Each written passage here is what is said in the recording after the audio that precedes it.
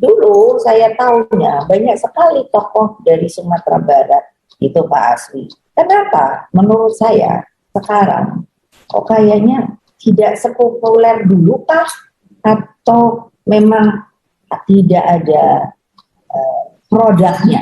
Coba bayangkan, tadi sudah ditampilkan siapa Bung Hatta dari masa kecil.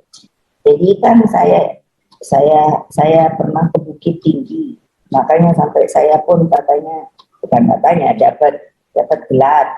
Jadi dulu waktu saya kalau ke Sumatera Barat, saya melihat, saya dapat merasakan sebuah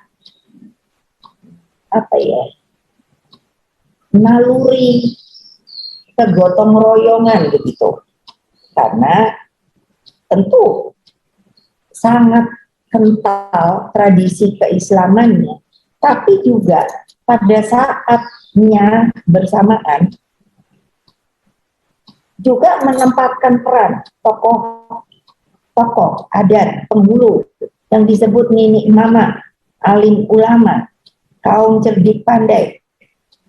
Kesemuanya merupakan kepemimpinan yang khas yang disebut Minangkabau, sehingga ada bukannya istilah tapi seperti panggilan, tungku tigo sajarangan. Saya bisa mengerti seperti tungku ada kakinya 3, sajarangan seperti ditaruh di tempat, mungkin salah saya, tapi dari pikiran saya begitu. Jadi itulah tempat semuanya berdiskusi. Nah, begitu. Setelah ke sini, saya mulai berpikir, saya sering berdiskusi karena di BPIP, Badan Pembinaan Ideologi Pancasila, saya sebagai Ketua Dewan Pengarah, itu ada Buya Safei. Saya suka bertanya sama beliau, kenapa Sumatera Barat yang dulu pernah saya kenal, sepertinya sekarang sudah mulai berbeda, lain. Suatu waktu pernah saya, Mbak Puan, dibully. Saya sampai bingung, kenapa saya dibully ya? Padahal dari yang saya mendapatkan sebuah pengertian, itu kan ada bundokan dong ya, begitu. Nah, jadi itu yang maksud saya, apakah itu sudah tidak berjalan lagi? Jadi, kemana para cendik yang dibilang ini salah pandai bacanya, Cadiak pandai. Nah, betul nggak ya, kan bahasa Padang itu berliku-liku begitu ya. Ini benarkah? Kan dulu setingkat loh, mungkin itu yang istilahnya tungku tigo sajarangan itu, alim ulama, cerdik pandai, yang satu lagi apa, penghulu apa ya, itu kan mendapatkan tempat yang sama di rumah gadang itu, menurut pikiran saya. Makanya monggo nanti ini didiskusikan. Padahal Sumatera Barat ketika setelah dari sebelum kemerdekaan sampai setelah merdeka, katakanlah sampai selesai juga Bung Karno, itu kan tokoh-tokohnya luar biasa loh. Coba ya, dari saya sebut Pak Sultan Syahrir, terus Pak Tan Malaka, terus Pak Muhammad Jamil, terus Pak Kiai Haji Abu Salim, terus Ibu Hajah Rangkayo Rasuna Said, lalu ada Buya Hamka, ada Pak Muhammad Natsir, ada Pak Abdul Muiz, ada Pak Adnan Kapaugani, ada Ibu Rohana Kudus, kalau tidak salah beliau ini wartawati, pengatoran apa ya, ada Bagindo Aziz Chan, ada Ilyas Yakob, dan masih banyak lagi, belum lagi Imam Bonjol, siapa lagi ya. Nah, bayangkan sampai, oh ya, zaman bapak saya itu saya ingat Waperdam 3 atau Pak Khairul Saleh, Bayangkan itu banyak loh. Nah sekarang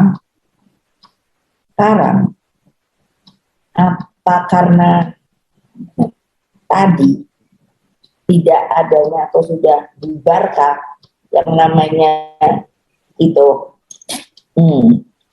apa itu Tungku Tigo Sajarangan ini, itu sudah hanya tinggal sebagai sebuah kenangan atau hanya sebuah simbol saja. Nah itu yang perlu menerangkan kan mereka yang dari Sumatera Barat. Saya sering bicara dengan Buya Syafi'i, beliau ikut di BPIP. Sudah kata Buya, Mega kamu tuh suka mikir kepanjangan katanya. Sudahlah, Mbok kamu biarin aja, kenapa? Buya kok enak amat ya suka ngomong gitu. Kita ini selagi masih ada umur, nggak bilang, masih diizinkan oleh Allah Subhanahu wa Ta'ala untuk berpikir. Ya kita pikir dong, Buya kan orang sana. Kami suka ganggu-mengganggu gitu. Nah itu kemana ya? Yang namanya menurut saya kok penting ya Tungku Tigo Sajarangan ini. Saya nggak bisa tuh mengatakan harus, karena ada miliknya dari, nanti saya akan cerita ya tentu kan di sana ya. Nah padahal saya ini katanya, saya kan sebagai manusia berterima kasih tapi juga suka bingung karena di dalam darah saya ini campuran gado-gado.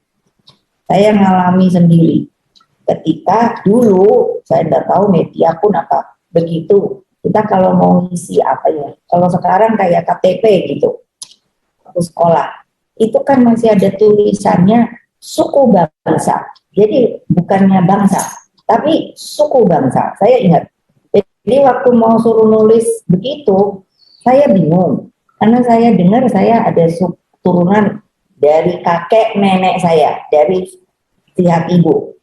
Katanya dia orang bagian Minang, tapi terus pindah ke Bengkulu cari hidup, terus dia jadi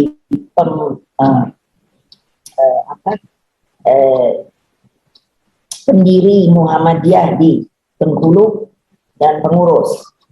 Nah, jadi saya berarti ada Minang, terus saya ada Jawa, terus saya ada Bali.